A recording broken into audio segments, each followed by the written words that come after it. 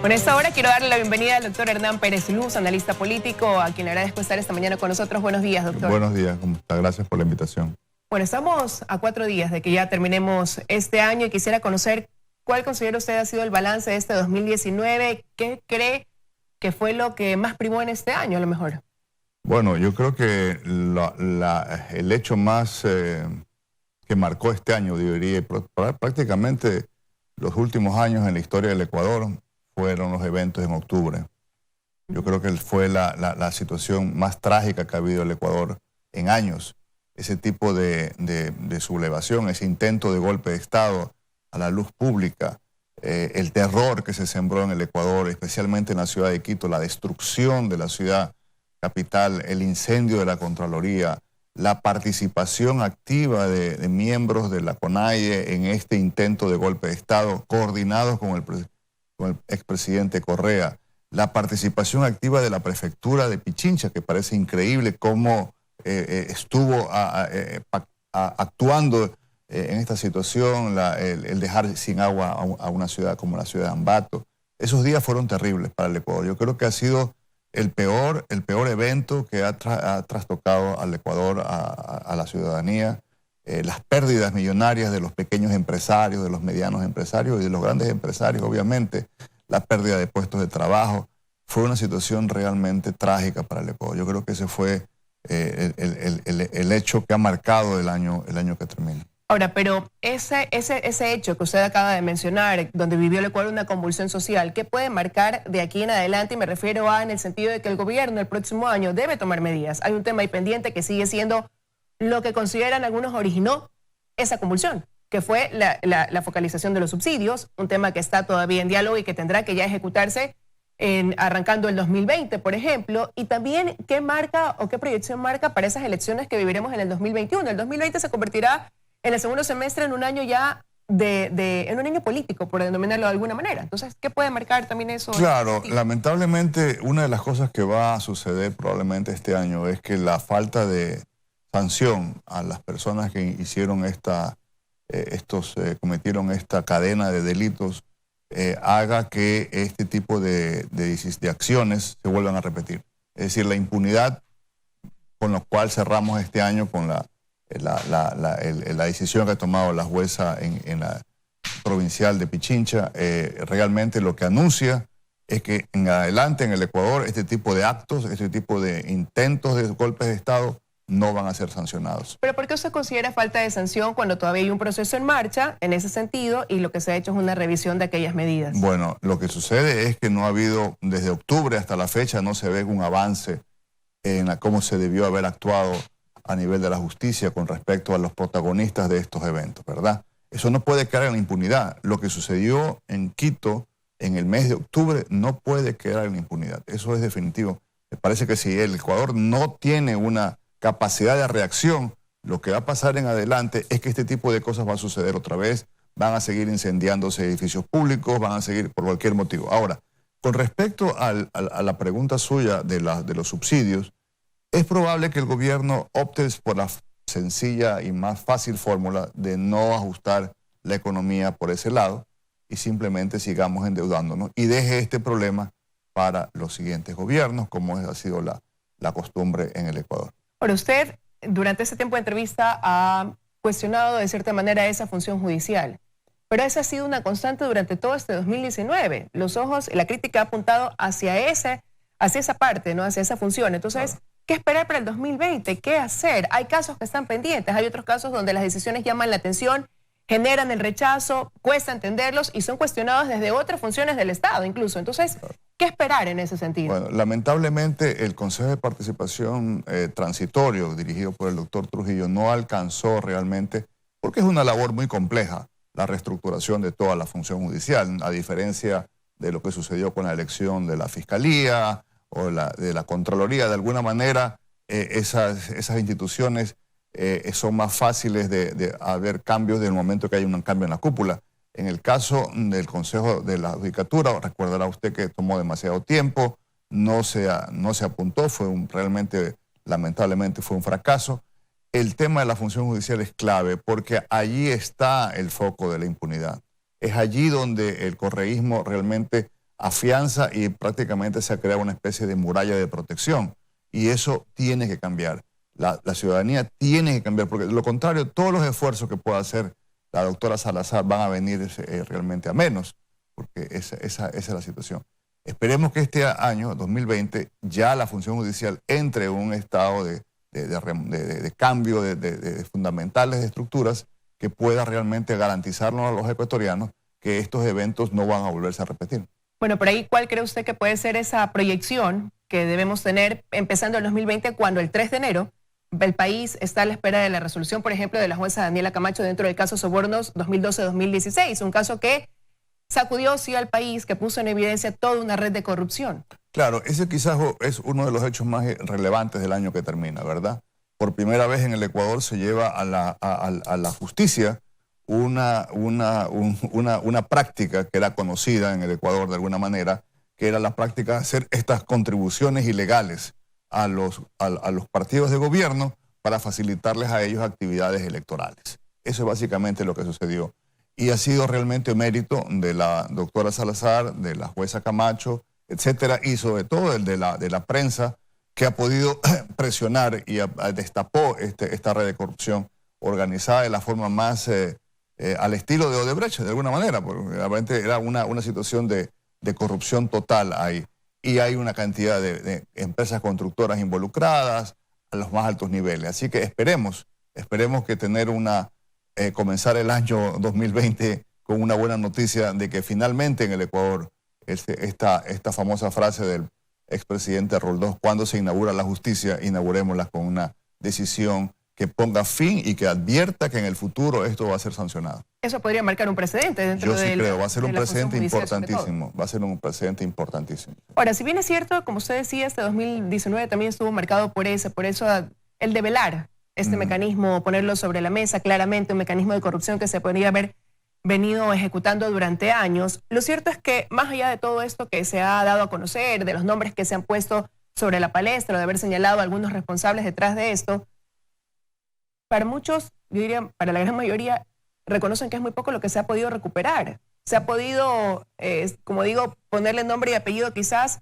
a ese modus operandi de corrupción, pero ¿cómo recuperamos aquello que fue robado al país y que tanto daño le hizo? Claro, bueno, mire, ya es bastante con poner los nombres y apellidos de las personas y develar la forma como se actuaba tras bastidores para crear esta organización criminal como la que tuvimos en el caso conocido como Soborno 2012-2016, donde están involucrados desde el presidente de la República, su asesor jurídico y una serie de ministros y de constructores. Eso le hace bien al país en la medida en que se pone a la luz pública esta situación, que parte ha sido creada básicamente por la ley electoral que restringe al máximo los aportes a los partidos políticos. Eso finalmente se cambió en la última reforma al Código de la Democracia. Pero volviendo a lo otro, es verdad, después de tanto descubrimiento, después de tanto, la sensación que queda es la falta de entereza y de decisión del gobierno, ¿verdad?, de crear mecanismos internacionales para poder realmente comenzar a recuperar parte de lo robado. Esa es una deuda que nos queda para el próximo año.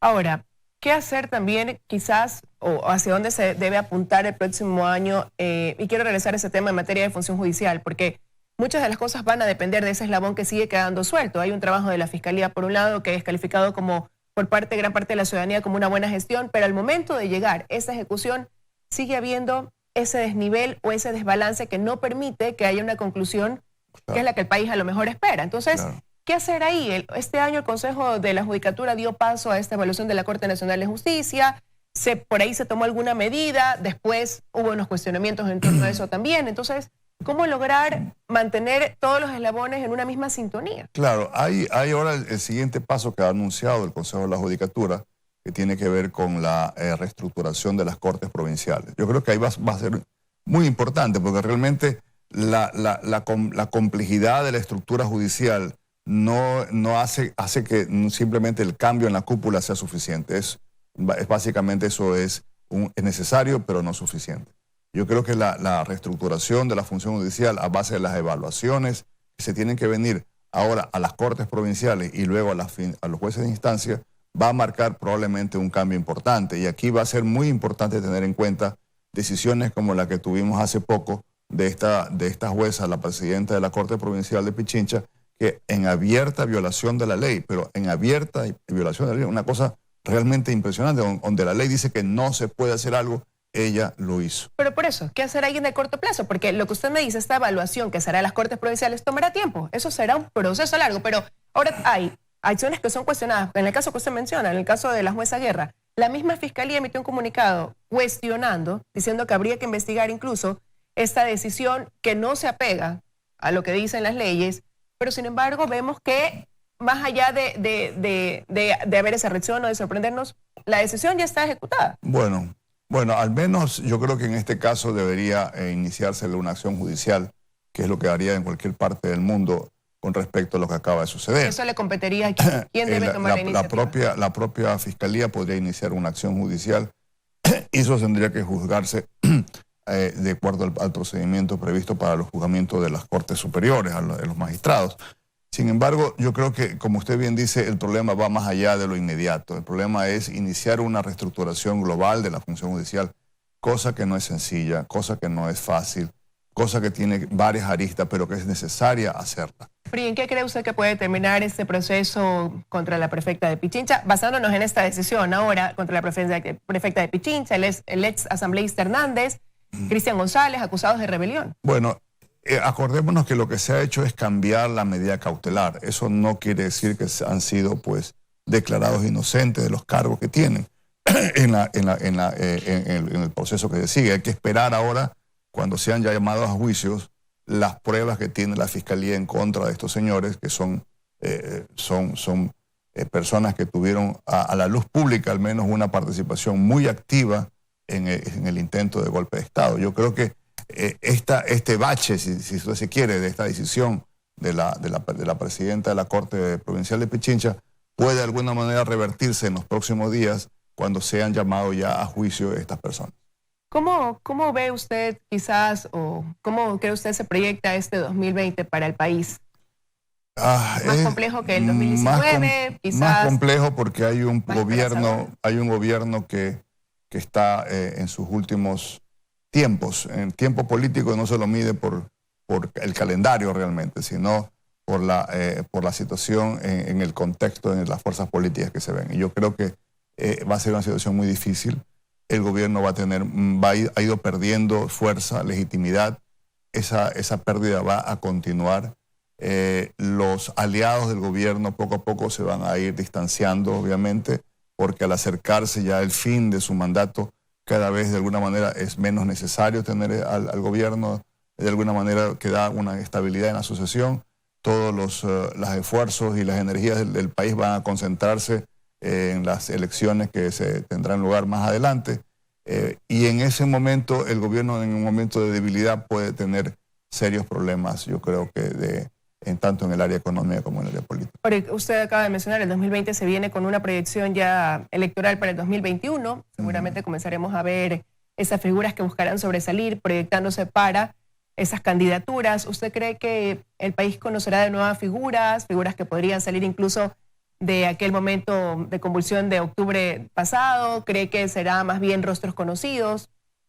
Es difícil en el Ecuador hacer ese tipo de predicciones, es muy complicado. Pero vea, yo creo que evidentemente de lo que sucedió en octubre va a haber muchos beneficiarios, herederos, que van a estar reclamando la herencia de esos eventos, y probablemente tengamos ahí algún candidato vinculado con ese movimiento. Bueno. Esperemos que tengamos todos los ecuatorianos sabiduría para ese proceso del 2021, que comenzaremos a prepararlo ya en el 2020 y que este año que viene sea más bien un año más esperanzador, pese a lo difícil que se pueda proyectar. Ojalá. Que tengamos sorpresas agradables. Ojalá que aquellas cosas que nos han quedado como una deuda pendiente en este 2019. Así es. Quiero desearle a usted, doctor, un feliz año también. Gracias a usted también, a usted y a su familia y a toda la teleaudiencia. Gracias por siempre aceptar la invitación en este espacio con ese análisis claro. Con eso aquí, amigos, ya estamos concluyendo los desayunos de 24 horas.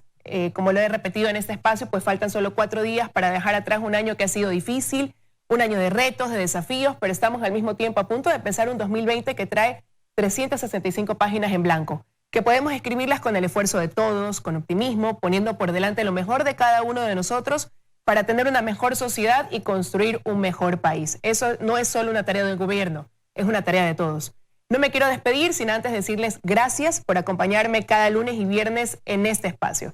Nos seguiremos viendo, Dios mediante, en mi caso el viernes 3 de enero aquí en los desayunos de 24 horas. Quiero desearles que tengan un feliz y bendecido año y que este 2020 alcancen los sueños y metas que su corazón anhela.